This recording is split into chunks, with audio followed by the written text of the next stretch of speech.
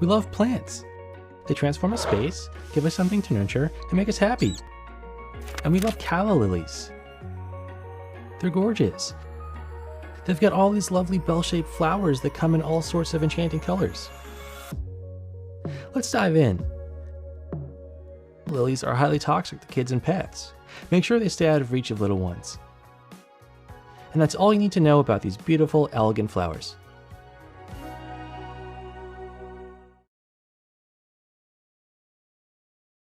Hello viewers, let's talk about Monstera plant. Okay, how to care Monstera plants? First, light.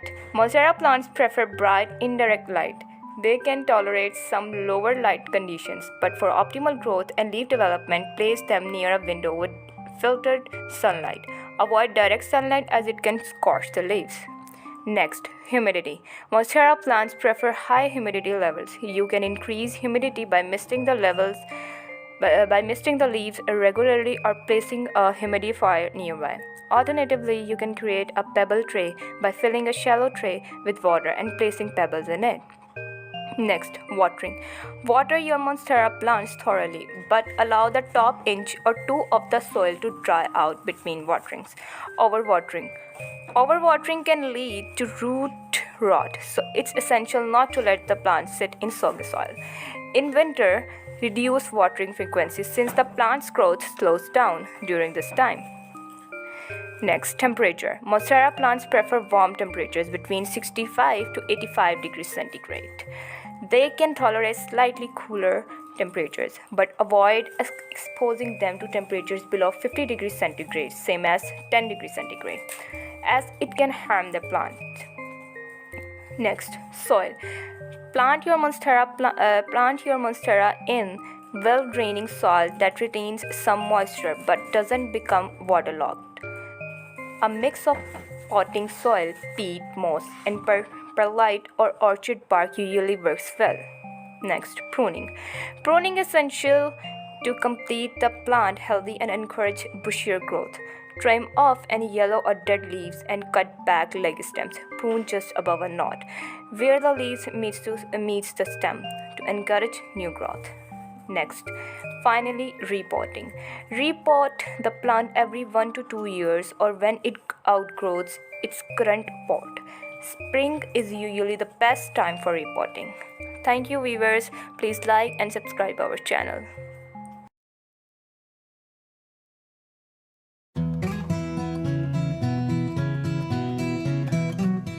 In this video, I'm going to be talking you through one of my all-time favourite houseplants, the Spathiphyllum, also known as a peace lily. Its easy to grow nature makes it the most ideal starter houseplant and a perfect gift. Not only does it bring greenery indoors, but it can also enhance any room, and they are brilliant air purifiers. They have these amazing glossy leaves and these fantastic pure white flowers that are actually spathes. In the wild, they're found on the forest floor where they receive dappled sunlight and consistent moisture. Replicating these conditions in your home is the key to getting your peace lily to be happy and healthy. They do grow best in partial shade, so an east-facing window is ideal. Make sure it's not too shady, as they might not flower as well as they could do. They do best in temperatures upwards of 21 degrees, so keep them away from cold drafts and windows during cold weather. Repotting annually in the spring is fantastic for the health of a peace lily, as the plants will really appreciate the refreshed soil. Wait until the roots have completely filled the original pot and then pot them on. Cut back the faded flowers once they've started to do their thing, as the more you deadhead, the more flowers you'll receive. It's best to allow the plant to completely dry out before watering and maintain a high humidity by misting. You can even put a moistened tray of gravel underneath, as that'll also help humidity. It's best not to water with cold water, as this can shock the plant.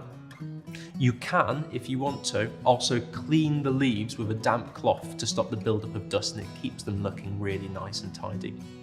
The best type of compost to use is a well-draining multi-purpose compost, ideal for houseplants, and you can apply a liquid fertiliser once a month. All parts of the peace lily are poisonous, and they may cause stomach and respiratory irritation if ingested in large amounts, so do keep them out of the reach of children and pets. For more information on how to grow your peace lily, visit the RHS website.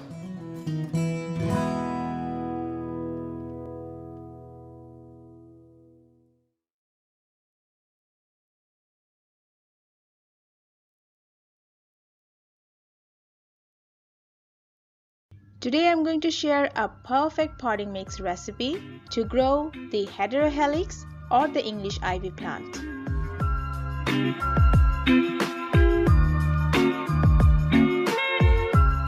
First of all, here I'm adding 1 part garden soil, 1 part coco peat, which will help to retain moisture, 1 part sand.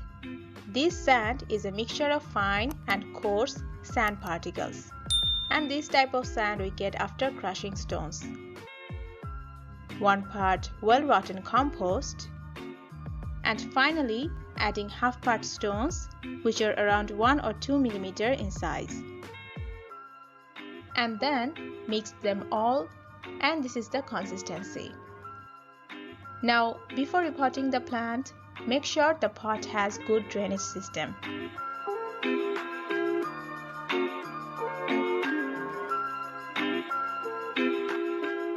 I filled half of the pot with media, then gently placing the plant in the center of the pot, and then covering the empty spaces with the potting mix. Now the potting mix I prepared is well draining, at the same time can hold sufficient water. The English ivy plant requires constant moisture, and I have added 1 part garden soil, 1 part coco peat and compost, which will maintain the desired moisture for the plant. So repotting is done, and after repotting any plants, don't forget to water thoroughly.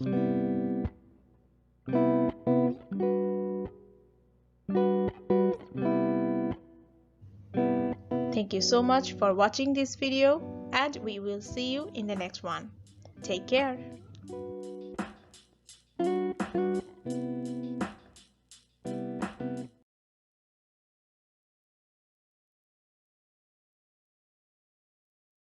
Hi everyone, my name is Memo, this is my channel Houseplanty Goodness, and essentially this is a place where I like to geek out about my big passion, which you might be able to see behind me and in front of me, which is tropical houseplants.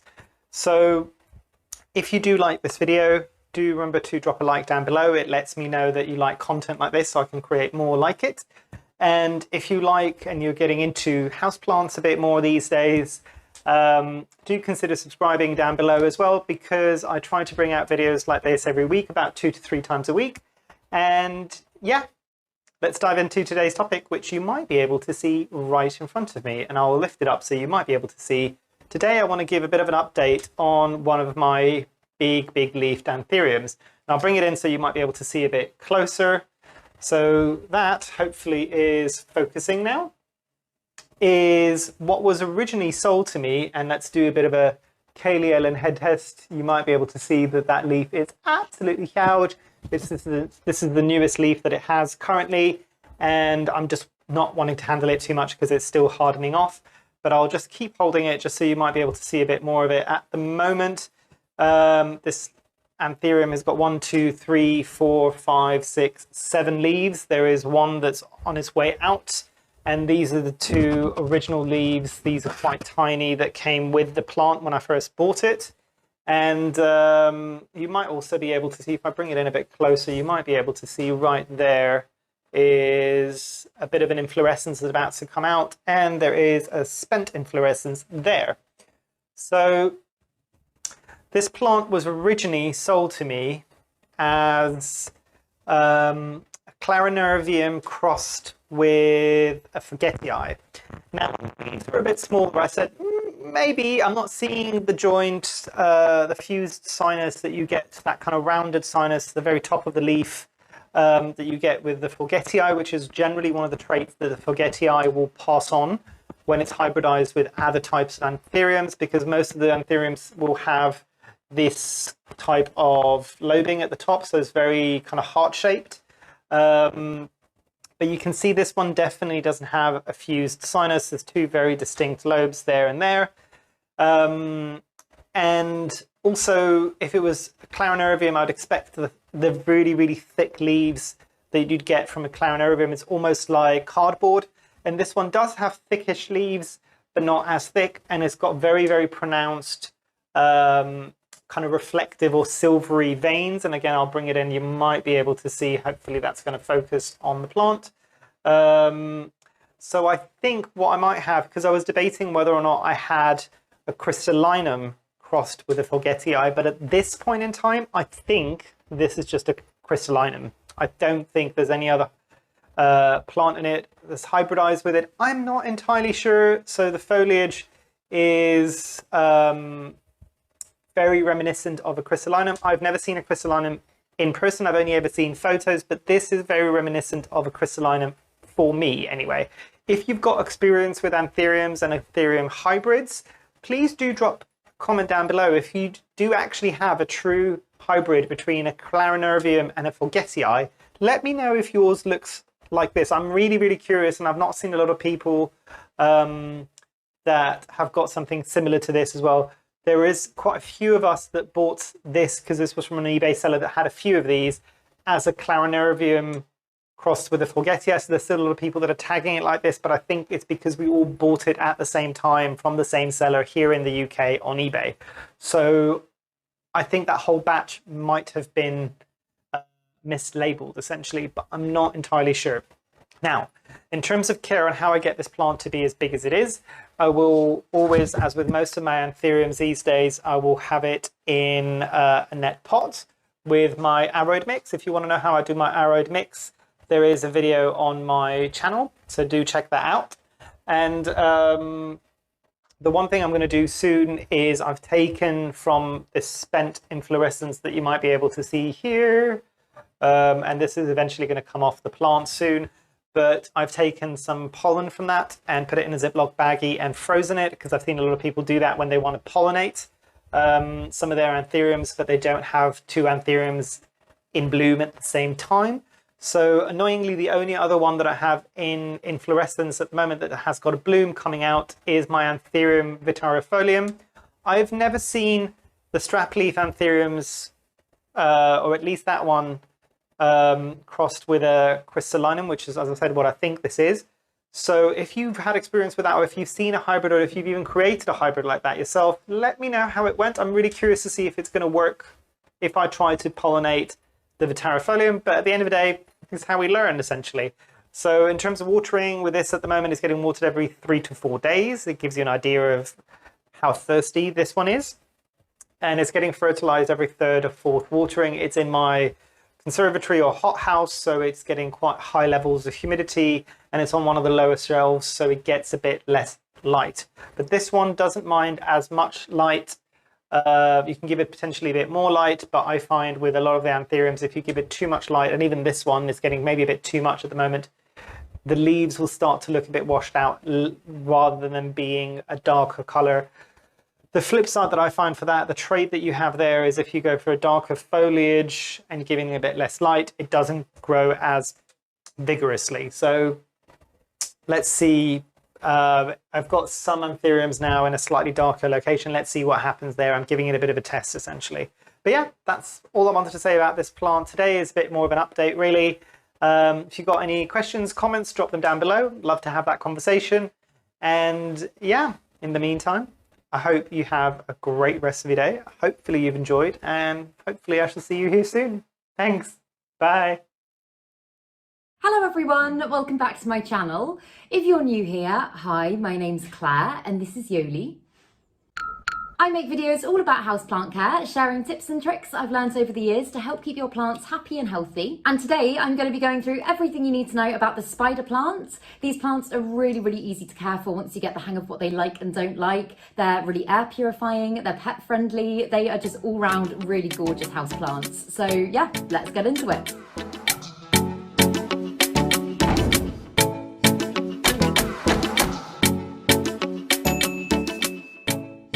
So So this is my little variegated spider plants that I propagated from my mum's big one a few months ago, and it's doing really, really well. I've transferred it to soil now, but I originally propagated it in water.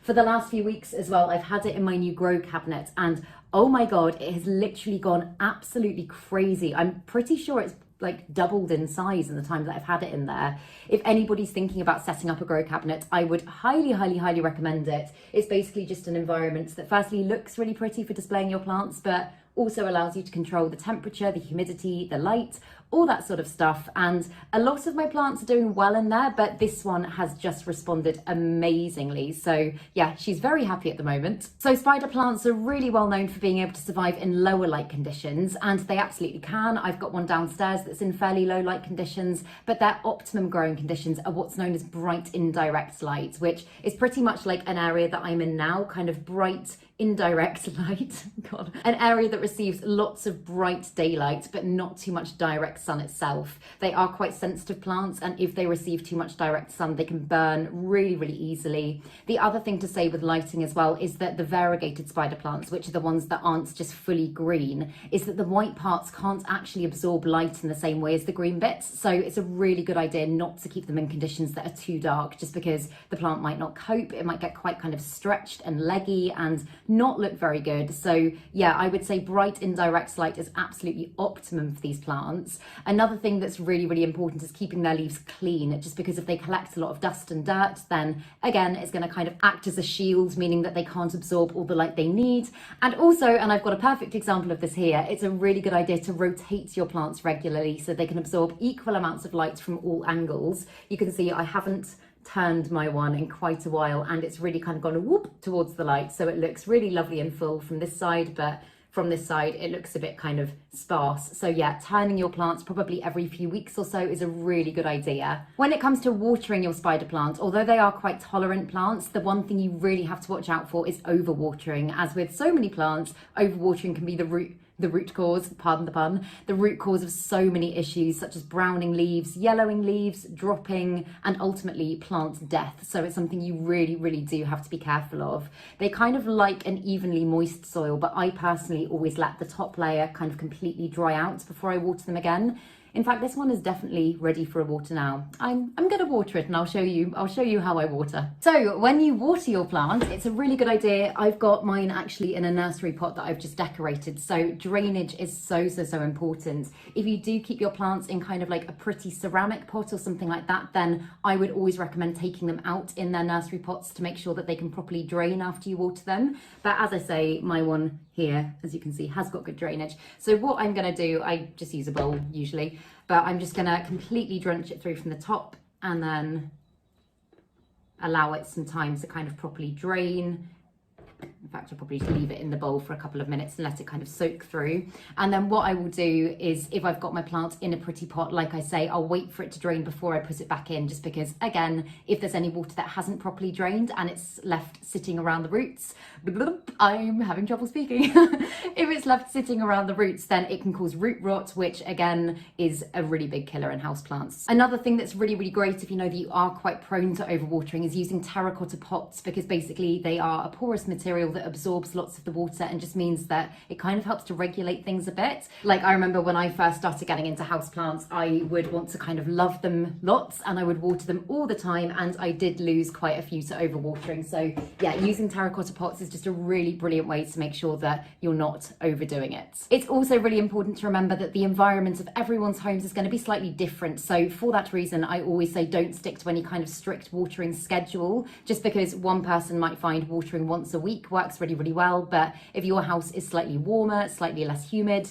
receives less light or more light, for example, it's going to be totally different. So monitoring the soil is key. And as I say, when the top layer of soil's dried out, only then will I go ahead and water my spider plants, just to make sure I'm not giving it too much. In order to help encourage and support any new growth in your plants when it comes to growing season, which tends to be the spring and summer months, which we are just coming into now, yay, it's a really good idea to fertilize your plants regularly, just to make sure they're getting all of the nutrients they need so that any new growth can be produced and your plant can be as full and healthy as possible. One thing as well that I would always recommend, and I say this from experience, is if you've never fertilised a plant before, ease them into it quite gently instead of just kind of going in with a full hit of fertiliser. I only say this because I had a pothos plant about 4 years ago that I'd had for years and years and years, never fertilised it, and the first time I did, it kind of went into shock and died. So if you have never fertilised before, I would recommend starting with slightly less than it says, and then assuming your plant's responding well, just gradually building it up over time. Also, if you've recently repotted your plant in the last few months, then I would say don't worry about fertilising for the time being, because so long as you've used a good quality soil mix, then it's going to be getting all of the nutrients it needs from that,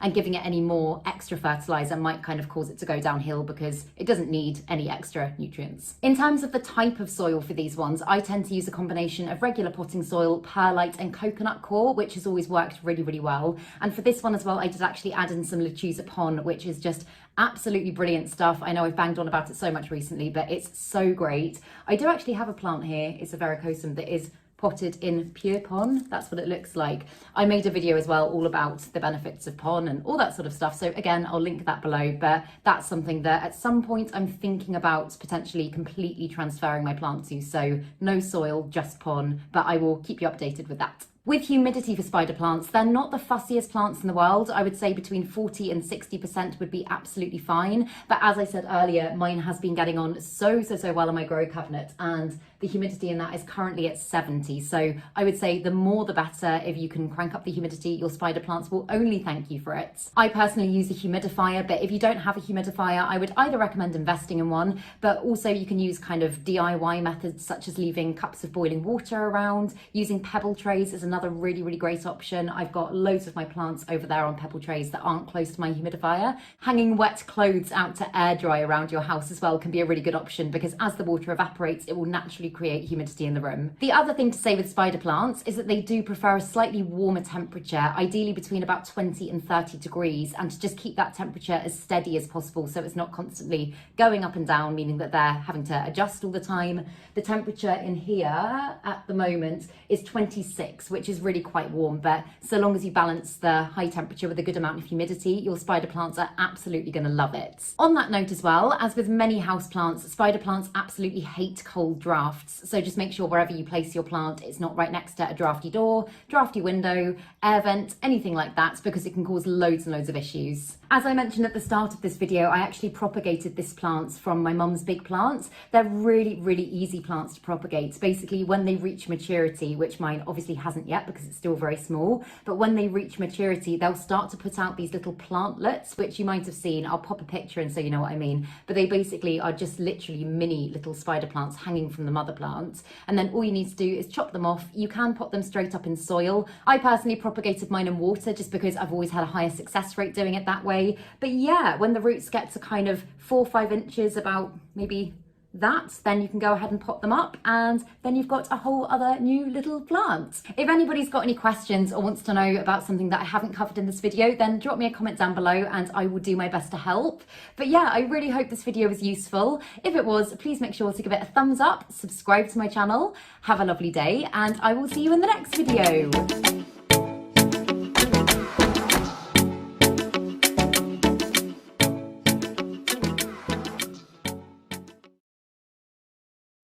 Hello everyone, welcome back to my channel. If you're new here, hi, my name's Claire and this is Yoli. I make videos all about houseplant care, sharing tips and tricks I've picked up over the years to help keep your plants happy and healthy. And in today's video, we're going to be going through absolutely everything you need to know about caring for snake plants. So let's get into it.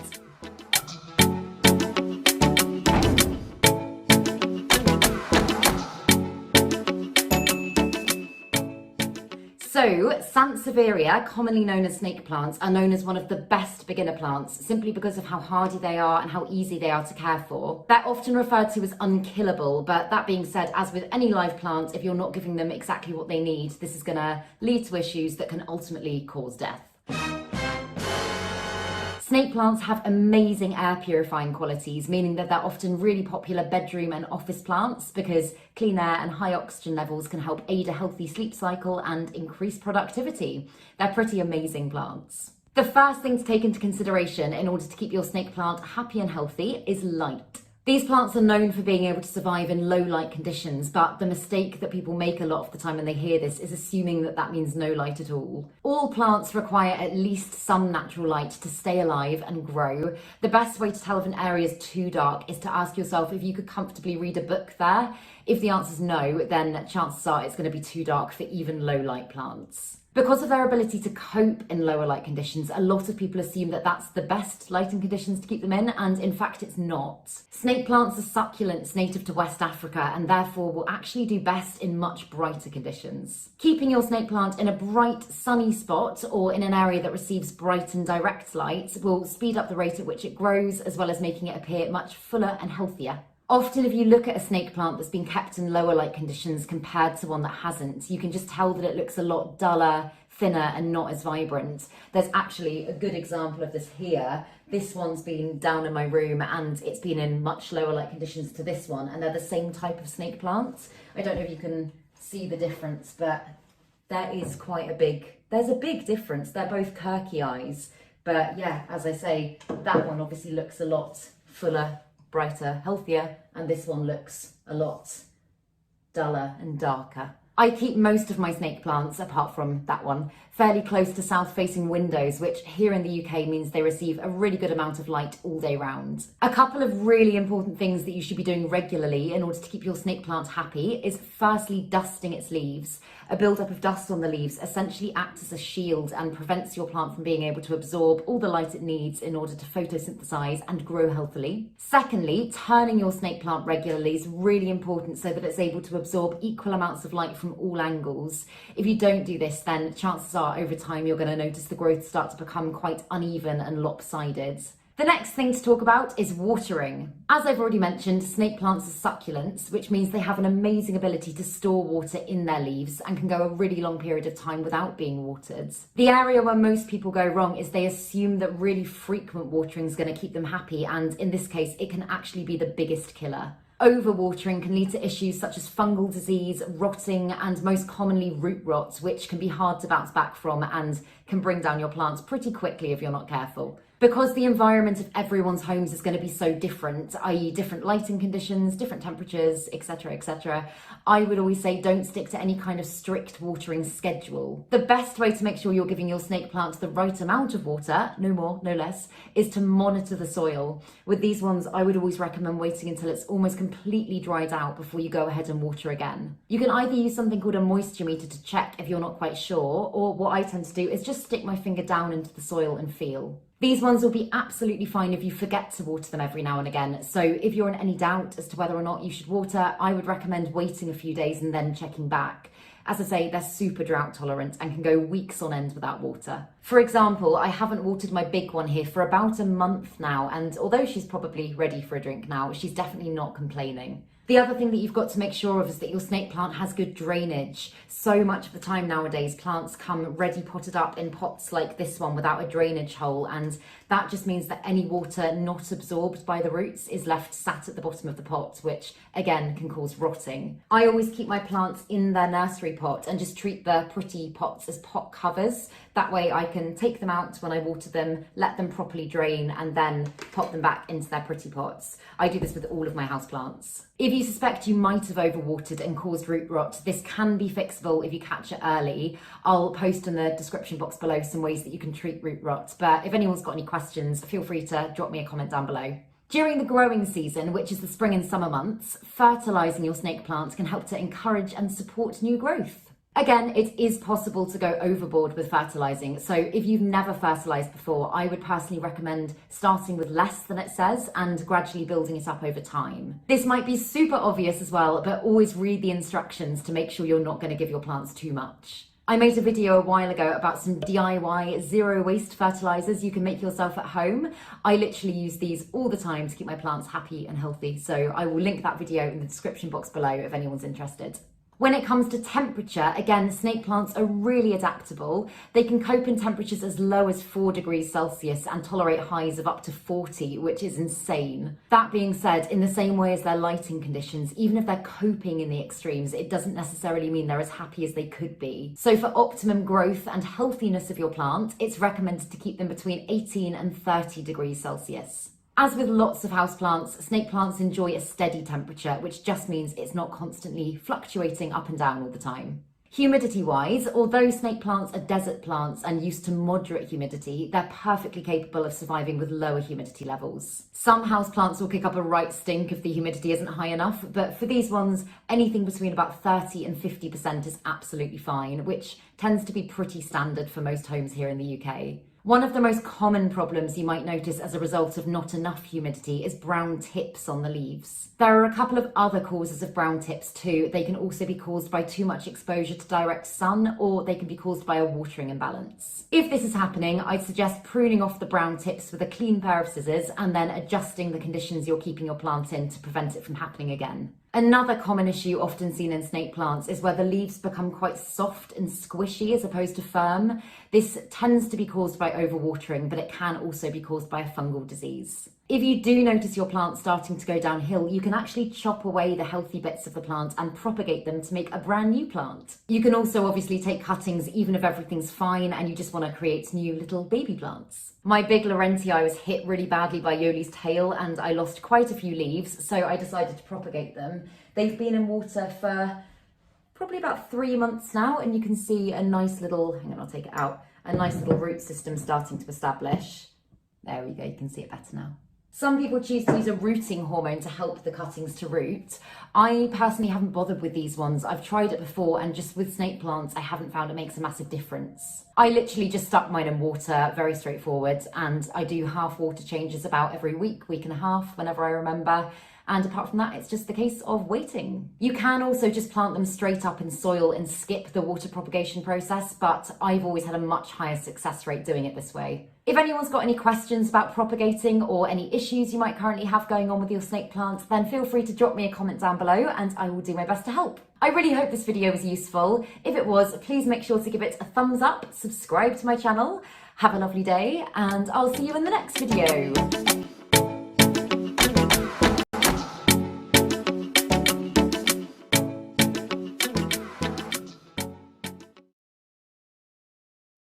What's up everyone? Kevin from Epic Gardening here. Welcome to Houseplant Corner. And today we're actually talking about probably the basic bee of the houseplant world, which is the pothos. But what's interesting about this is there's quite a bit of interesting history to it. There's quite a few interesting varieties of it, and care for it is exceptionally easy, which makes it a perfect houseplant for a beginner. So before we get into the varieties, and I've got 3 varieties that I have in my house right now, as well as some other ones that I can talk about. What is it? It's Epipremnum aureum. Now what's interesting is it was endemic, meaning that it was limited to a specific island in French Polynesia. It's a member of the Society Islands, I think the island of Moorea. But now, because it's such an easy to care for plant, it's become native in a way, it's actually invasive to many of the countries in the tropics, which is not necessarily good, but for us as houseplant owners, it actually is a fantastic houseplant to grow because of how easy it spreads. That means that it's actually quite easy to care for in the home as well. Now, what's interesting is pothos actually has not produced a flower, despite it being a plant that should, since 1962. So they think that it's because of some mishap or some sort of issue that's going on with gibberellin production as the plant moves from young adult to adult phase and goes into what should be the flowering phase. But that's caused some interesting naming convention problems. It's hard to classify the plant because if you can't see the flower, it makes it a lot harder to figure out what to call it. So Epipremnum aureum or pothos has also been called Scindapsus aurea, I believe. It's also had the name Rhaphidophora, and we'll see why that matters in a second when we talk about some of the varieties. So our variety number 1 is going to be Epipremnum aureum Green Queen, aka basic green leaves. It's still a cool look though. I mean, honestly, the most common pothos you're going to find at the stores is a variegated variety. It's the golden pothos variety, which I actually don't have at my house. But Green Queen is a really cool one. I mean, it is a little basic, it's a little standard, but it's a vigorous grower. You can propagate it very easily. It looks wonderful, and as you can see, I've got quite a bit of growth here, and it's already starting to trail. The vines are already starting to trail, so I'm probably gonna have to repot this one, get it into something that I can hang up, and have it start to trail down. So that's variety number 1. Variety number 2 is Epipremnum aureum Marble Queen. I like to call it the cheesecake leaf because it kind of looks like a nice cross section of a cheesecake to me. Maybe I'm just always thinking about food, who knows. But the variegation on this one is quite extreme. The golden pothos, which is maybe the most classic one, does have some variegation for sure, but this is quite different. It's much blotchier, it's much more patchy, rather than being in specific sections of the leaf. So we can see when we go close up that the variegation on this one is just quite extreme, and it's certainly a wonderful looking variety of the pothos. The contrast against the green queen is incredible, and you can put these in the same area of the house and have this really nice little contrast. Honestly, you could even pot cuttings of each of these into one pot, and then you could have trailing vines that are different colors that look really beautiful. So Marble Queen is variety number 2. Variety number 3 is going to be the satin pothos. So this is a wonderful looking plant that you can see the leaves have a completely different texture to them. The green is much darker than the green queen. It's sort of a forest green, and it has this silvery sort of variegation to it, and it's actually not epipremnum. It's a Scindapsus pictus, but the care for it is relatively similar. What you can see on mine is I've got it vining, and so I have it attached up top here. It's sitting on a little platform, which you can see if I pull it away. Sitting on a little platform, I've got my tray there so I don't overwater and it doesn't spill over the floor. But it vines quite nicely, and I've actually pruned the bottom of these off a few times. I mean, it's gotten to the point where it had trailed down to about there, which would be somewhere around 8 to 10 feet of growth. And you can actually trail it downwards, or if you want, you can take the vines and trail them upwards and sort of go across your ceiling, which is pretty interesting. So there's a lot of different ways that you can place the pothos in the home. All right, well, we've gone over some of the types. Like I said, these are the ones I have. There are definitely a few others you should check out, but I wanted a classic non-variegated variety, I wanted a highly variegated variety, and then I wanted a crazy, interesting, unique variety. So the green queen, the marble queen, and the satin pothos over there definitely fit the bill. And let's talk about care. So first of all, like I said, this is a plant that has become invasive in many other tropical countries aside from the one that it originated in, which means that it's going to be relatively easy to care for. Anything that's invasive in a certain region typically means either it has no competition in that region, or it is able to adapt and it doesn't require a whole lot in order to survive. So pothos is the same. In the wild, actually, pothos can grow up to 400 meters tall, which is like 1,300 feet, and each of the stems can get about 2 inches thick in diameter. Of course, it's not going to happen indoors. We're not providing it anywhere near the growing conditions that it would succeed in to that level, but what that tells me is this is a plant that can take a little bit of neglect, a little bit of abuse, which I've certainly doled out to my houseplants, and if you're watching this video, you probably have too. It's not a crime, it happens all the time. So let's talk about it. Light. It's gonna want pretty bright light. It can take pretty bright light. I would say that the variegated varieties probably could take a little bit less, but you know, this one, pretty bright light. I have an east-facing window, I have a north-facing window. I can place these pretty much anywhere in my room and it's gonna be just fine. But it will take lower light if you don't have that much light. Now, pothos is renowned for being neglected and doing okay when it's neglected. So don't worry if you have, you know, kind of like a bad light area. Throw a pothos in the area, see if it responds well to that area, and chances are it will. Now, when it comes to soil, I mean, just give it a well-draining potting mix. What I like to do, I always like to use moisture trays underneath mine because I water on like this plant stand over here and I don't want to dump water in and just have it spill all over. I always use drainage holes in the bottom of my pots for the most part, and I throw a tray under. I like the look. I actually think that the basic terracotta look looks really cool. So those are the types of pots I would put a pothos in, and then if you want to mod, you can actually hang it in something like this. This is just a plant hammock macrame thing. So it's really neat. But for soil, well-draining potting soil is going to be perfectly fine. Now, when it comes to fertility, fertilizer, you kind of have a couple options. You can either not fertilize it at all, and that's fine. The pothos will do okay, won't do fantastic. You can throw some compost on the top, maybe once a year, maybe a ½ inch of compost once a year, and then eventually that organic matter will break down and become bioavailable for the pothos plant. You can use a liquid fertilizer, maybe a half strength, once or twice a year. And if you're gonna do that, it makes sense to do it during, excuse me, the plant's growing phase. So spring, summer, good to fertilize maybe once in spring, once in summer, let that growth go crazy. And then once the winter comes around, you're gonna cut back on that fertility. You're also gonna cut back on watering. So this is a plant that does not require diligent watering 24/7. In fact, the satin pothos you saw earlier in the video, I've been on vacation before and I've forgotten to water it for, I would say, 3 weeks to a month. And it suffered a little bit for sure. I definitely had some stems that just didn't make it, but you saw the plant. It came back just fine with some good pruning, some repotting, some fresh soil, you know, add some fertility in there, make sure I watered it. It came back just fine. As far as pruning and sort of taking care, it's up to you. This is a vining plant. It's gonna either fall down or it's gonna climb up. So if you want it to fall down, you would put it in a hanging basket and just let it trail. If you want it to climb up, you might put it on something like this against a wall, and then you can either train it up with like a stake or a trellis of some sort, or you can actually just tie it. I actually have friends who have pothos plants that are, each vine is maybe like 20, 30 feet long by now, and they've like threaded it across their entire ceiling, which looks pretty cool. It kind of looks like the portal in Stranger Things with like all the goop stuff coming out. It's like blah, going into the upside down of the pothos world. But it's pretty cool. It's pretty interesting how it works. It's just a wonderful plant. It grows so quickly, it grows so easily that the pruning is not a big deal. Now, as far as propagation goes, I'm gonna put out an entirely different video on propagation, but I'm actually gonna show you a sneak peek right now. I have some leaf cuttings that I've done in this cool little propagation station. Now, these are probably my favorite ways to propagate pothos, and I don't like to use soil for pothos. I find that it does not respond as well. And so what you'll do, and there's various ways to do this, but you're gonna wanna cut in between each leaf node and propagate the individual leaves. That way, if you cut off a vine that's like 4 feet long, you can cut each individual leaf and you'll propagate that. Roots will start coming out of the growth nodes of each of those leaves, and then you can pot up like 10, 15 different leaves at a time once they've set root. And so what I'm doing is I'm propagating a few different varieties, and I'm gonna pot them all up into one pot and have sort of a hybrid Frankenstein pothos that really is 3 different varieties growing out of one pot and trailing. So that's kind of like what I wanna do, create this like weird pothos jungle, but that's what I'm about.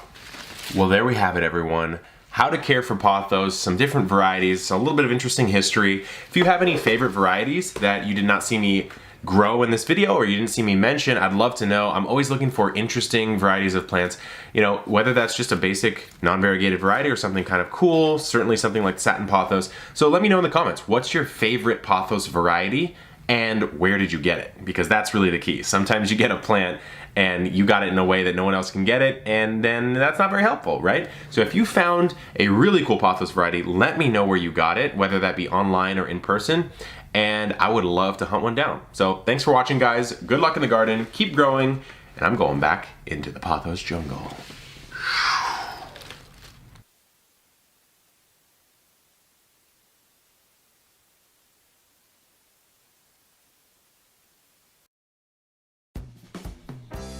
Hello friends, today we look into a very beautiful ornamental indoor plant, the Anthurium plant. We look into its important care tips, the common mistakes we tend to do while caring Anthurium, and also learn how to propagate this plant. Coming up.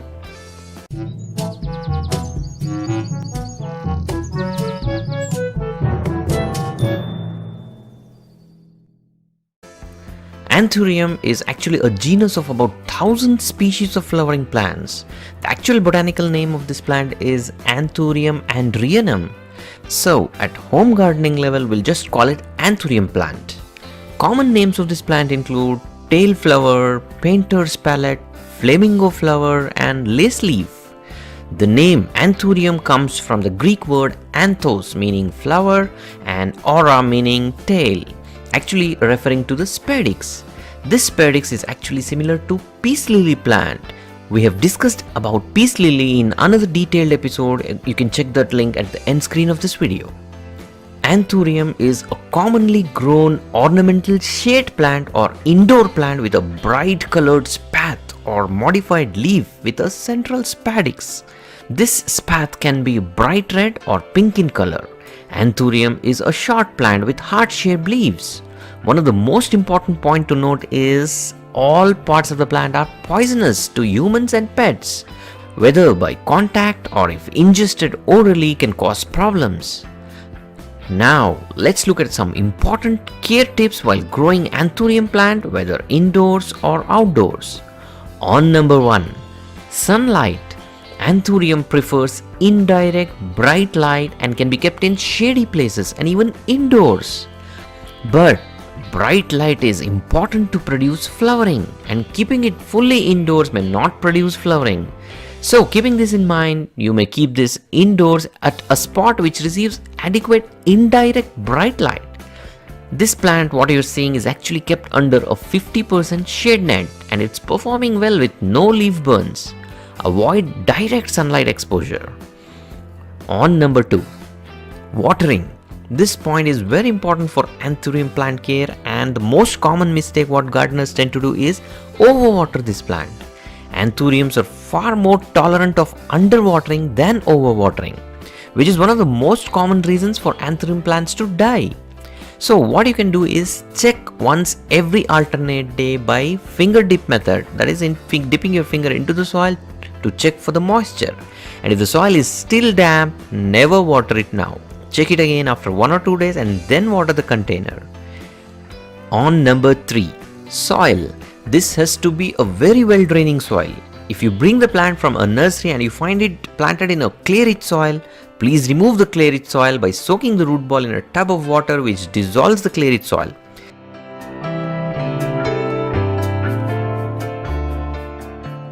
Then you can repot this in a larger container in a well-draining soil. Please watch my video on the universal potting soil from a link in description below and also from a link in the top right corner of this video.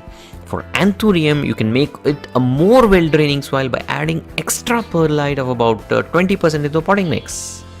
Then on number 4, fertilizer requirement. I prefer only organic fertilizers once every 3 months. This is more than enough. You can add a handful of decomposed cow dung or vermicompost. One more important step to add into the soil while repotting or any point of time is 1 or 2 teaspoons of bone meal powder, that is steamed bone meal powder, which is rich in phosphorus and can induce flowering for a long period of time. On number 5, pest control. Commonly affected by sucking pests like the aphids, thrips and mites, and also the leaves are eaten by caterpillars and slugs and snails. Weekly general garden spray of neem oil along with your other plants is sufficient to keep these pests and insects at bay. On number 6, propagation of anthurium. It can be grown in many ways, like from seeds and by dividing the root ball during repotting and then separating into independent plants. You can even root anthurium cuttings in water or soil. So there you have it, folks. That was a short episode on growing anthurium plant.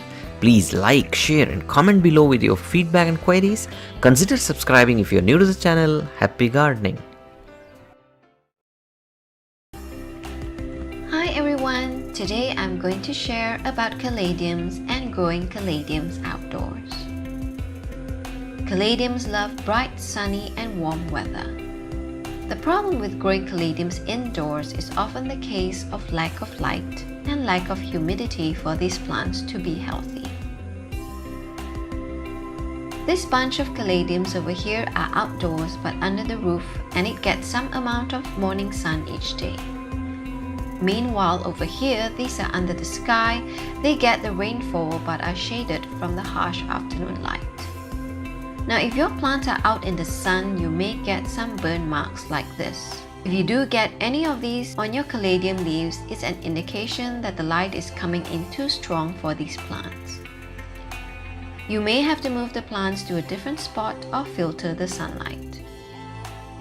With enough light and humidity, your caladiums will grow beautifully in all these colors and shades. I'm so impressed with all these pinks and reds. They really do brighten up the garden. These colors and specks will only show themselves when the plant gets enough bright indirect light.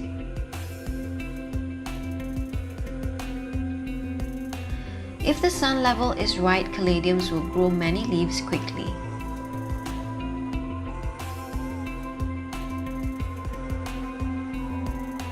They also have the tendency to grow big and large.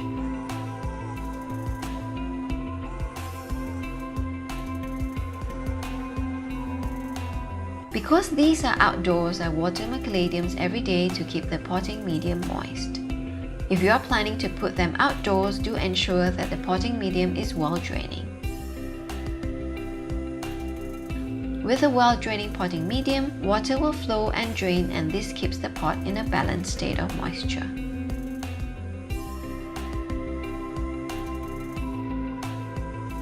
Finally, always remember to fertilize your caladiums with a balanced fertilizer for leafy greens. If you notice your caladiums are always droopy and extremely leggy, not standing upright and needs to be supported, it's time to move them to a brighter spot. They will come back very quickly, and soon you will have a garden full of caladiums.